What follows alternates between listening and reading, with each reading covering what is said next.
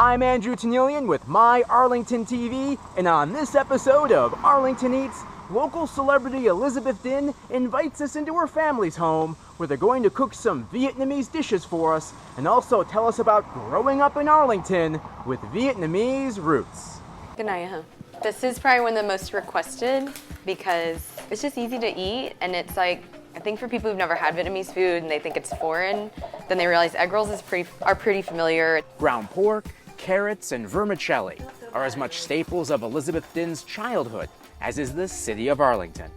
There's a lot of Vietnamese people here because you can go to one part of town and there's all these restaurants. You can go down the street and there's another shopping center. You know, there's not just one of this, one of that. There are different choices of pho restaurants or different bakeries. So I guess growing up, I never thought how unique Arlington was until I got older and kind of took a step back and looked at, like, not every city is like this and is as diverse. And is also why the egg roll is one of her favorite foods. It's one of those dishes that makes friends. As a kid, I would help my mom make all these bulk orders, and I remember messing them up. I'd have a real small one and then a real fat one, like a burrito, and so then they would just be like, okay, forget it, until I was determined to learn the system. Don't expect to craft them as effortlessly as Elizabeth's sister-in-law, Trang Nguyen. So what she's doing is, she's kind of, like you can see, she just eyeballed it and just measured it and just knows. There's no spoonful or anything like that.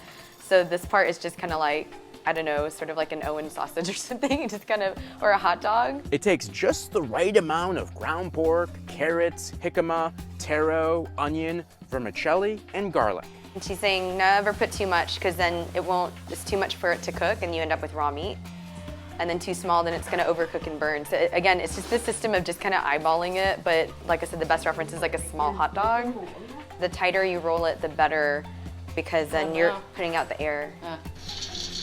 Once you're rolled, you want to fry them in a deep fryer or use a wok, a tradition Sue Lu knows well. No, Bello. I think about 5 to 10 minutes. They just start to get golden brown, and just to doubly check for anyone cooking it for the first time, you just cut it in the middle and make sure, and then you adjust the heat or adjust the mixture, and then you should hopefully get it right. So, but usually they're pretty much golden and they start to float. And even though we can eat this like as an appetizer, and so people will eat it sometimes with fish sauce or with the sweet chili sauce that I gave you. Another way that we eat this, you might see it at restaurants, is they'll slice the egg roll and put it on a bowl of noodles with like lettuce and peanuts and veggies and fish sauce.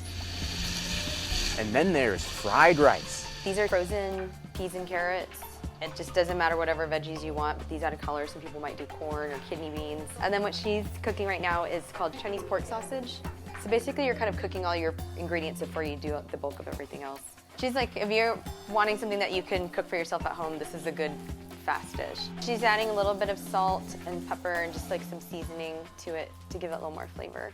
If you see some similarities in Chinese food, there is Chinese influence in our cuisine, in Vietnamese cuisine. So that's why this probably looks familiar to people at Chinese restaurants. It took me a while to master that, as easy as it looks. While she was always interested in learning how to cook, that interest became a must as she built her TV career out of state before moving back. When my husband and I lived out of state, for example, when we lived in Florida, in Tampa, there just wasn't an abundance of Vietnamese restaurants. And I didn't know how to cook Vietnamese food that well yet. So I kind of by default had to learn how to cook all these dishes because I wanted to have them and I wanted him to have them. Through that journey, she realized that growing up to her family, and even her culture, that Arlington is the American dream city. You know, the Vietnamese community here is just so big. So I'm pretty proud of that.